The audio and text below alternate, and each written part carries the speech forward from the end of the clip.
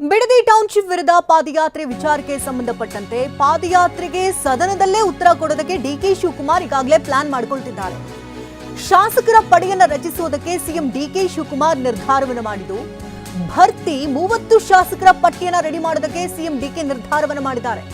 ಸದನದಲ್ಲಿ ಬಿಜೆಪಿ ಹಾಗೂ ಜೆಡಿಎಸ್ಗೆ ತಕ್ಕ ಉತ್ತರ ನೀಡುವುದಕ್ಕೆ ಶಾಸಕರ ಪಡೆಯನ್ನ ಸಿದ್ಧ ಮಾಡ್ತಾ ಇದ್ದು, ಸದನದಲ್ಲಿ ಶಾಸಕರು ಗಟ್ಟಿಯಾಗಿ ನಿಂತು ಮಾತನಾಡಬೇಕು. ಹಾಗೆ ಬಿಜೆಪಿ ಜೆಡಿಎಸ್ ಕಾಲದ ಎಲ್ಲಾ ದಾಖಲೆಗಳ ಸಮೇತ ಮಾತನಾಡಬೇಕು. ಇದಕ್ಕಾಗಿ 30ಕ್ಕೂ ಹೆಚ್ಚು ಶಾಸಕರ ಪಟ್ಟಿಯನ್ನ ಸಿಎಂ ತರಿಸಿಕೊಂಡು ಚರ್ಚೆಯನ್ನ ಮಾಡ್ತಿದ್ದಾರೆ. ಹಳೆ ಮೈಸೂರು ಭಾಗದ ಶಾಸಕರಿಗೆ ಸಿಎಂ ಡಿಕೆ ಸೂಚನೆಯನ್ನ ಕೊಟ್ಟಿದ್ದಾರೆ. ಈ ಬಗ್ಗೆ ಇನ್ನಷ್ಟು ಡೀಟೇಲ್ಸ್ ಅನ್ನ ಪಡ್ಕೊಳ್ಳೋಣ. ನೇರ ಸಂಪರ್ಕದಲ್ಲಿ ಪ್ರಸನ್ನ ಇದ್ದಾರೆ. ಪ್ರಸನ್ನ, ಈಗಾಗಲೇ ಬಿಡದಿ ಟೌನ್ಶಿಪ್ ವಿಚಾರಕ್ಕೆ ಸಂಬಂಧಪಟ್ಟಂತೆ ಪಾದಯಾತ್ರೆ ಶುರುವಾಗಿದೆ. ಜೆಡಿಎಸ್ ಹಾಗೆ ಬಿಜೆಪಿ ಜಂಟಿಯಾಗಿ ಪಾದಯಾತ್ರೆ ಮಾಡ್ತಾ ಇರೋದನ್ನ ಸರ್ಕಾರದ ವಿರುದ್ಧ ಗುಡುಕ್ತಾ ಇದೆ. ಇದಕ್ಕೆ ಕೌಂಟರ್ ಅಟ್ಯಾಕ್ ಕೊಡೋದಕ್ಕೆ 30 ಶಾಸಕರನ್ನ ಸಿದ್ಧತೆ ಮಾಡಿಕೊಳ್ತಿದ್ದಾರೆ ಡಿಕೆ ಅಂತ ಹೇಳಲಾಗ್ತಿದೆ. ಏನ್ ಮಾಹಿತಿ ಲಭ್ಯ ಆಗ್ತಿದೆ? ಶಕುಂತಲಾ, ಈ ಬಾರಿ ಡಿಕೆ ಶಿವಕುಮಾರ್ ಅವರು ಮುಖ್ಯಮಂತ್ರಿ ಆದ ಬಳಿಕ ನಡೀತಾ ಇರುವ ಮೊಟ್ಟ ಮೊದಲ ವಿಧಾನಮಂಡಲ ಅಧಿವೇಶನ.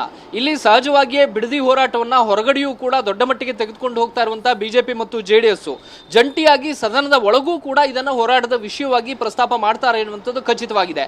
ಇದೇ ಕಾರಣಕ್ಕೋಸ್ಕರ ಈ ಬಾರಿ ಅಧಿವೇಶನ ಬಹುತೇಕ ಒಂದು ರೀತಿಯಲ್ಲಿ ರಣರಂಗ ಆದರೂ ಕೂಡ ಆಶ್ಚರ್ಯ ಪಡಬೇಕಾಗಿಲ್ಲ.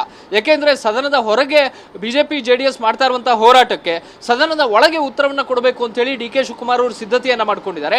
ಬಿಜೆಪಿ ಜೆಡಿಎಸ್ ಈ ವಿಷಯವನ್ನ ಖಂಡಿತವಾಗಿಯೂ ಕೂಡ ಪ್ರಸ್ತಾಪವನ್ನು ಮಾಡಿ ವೈಯಕ್ತಿಕವಾಗಿ ಡಿಕೆ ಶಿವಕುಮಾರ್ ಅವರನ್ನ ಕಾರ್ನರ್ ಮಾಡೋದಕ್ಕೆ ಒಂದಷ್ಟು ಪ್ರಯತ್ನಗಳನ್ನ ಖಂಡಿತವಾಗಿ ಮಾಡಿಯೇ ಮಾಡ್ತಾರೆ. ಇದೇ ಕಾರಣಕ್ಕೋಸ್ಕರ ತಮ್ಮ ಬೆಂಬಲಕ್ಕೆ ಒಂದಷ್ಟು ಶಾಸಕರ ಪಡೆಯನ್ನ ರೆಡಿ ಮಾಡಬೇಕು ಅಂತ ಹೇಳಿ ಡಿಕೆ ಶಿವಕುಮಾರ್ ಅವರು ನಿರ್ಧಾರ ಮಾಡಿದ್ದಾರೆ. ಇದಕ್ಕೆ ಸಂಬಂಧಪಟ್ಟ ಹಾಗೆ ಆಪ್ತ ಸಚಿವರಿಗೂ ಕೂಡ ಸೂಚನೆ ಮತ್ತು ನಿರ್ದೇಶನ ಹೋಗಿದೆ. ಸುಮಾರು 30 ಜನ ಶಾಸಕರ ಪಟ್ಟಿಯನ್ನ ರೆಡಿ ಮಾಡಿಕೊಳ್ಳಲಾಗ್ತಾ ಇದೆ.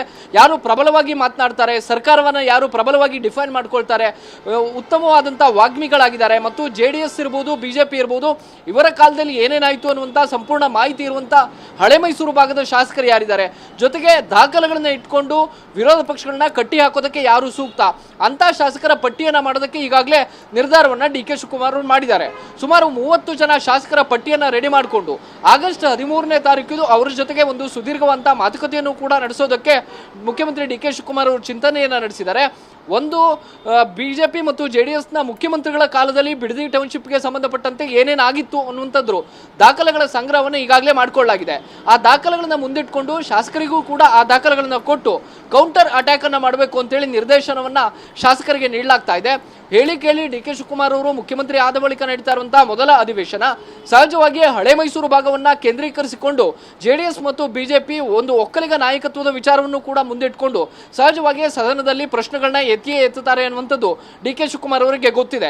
ಇದೇ ಕಾರಣಕ್ಕೋಸ್ಕರ ತನ್ನ ಬೆಂಬಲಕ್ಕೆ ಎಲ್ಲ ಶಾಸಕರ ಪಡೆಯನ್ನ ಇಟ್ಕೊಂಡು ವಿರೋಧ ಪಕ್ಷಗಳನ್ನ ಕಟ್ಟಿ ಹಾಕಬೇಕು ಅಂತೇಳಿ ಈಗ ಸಿದ್ಧತೆಯನ್ನ ಮಾಡ್ಕೊಳ್ತಾ ಇದ್ದಾರೆ.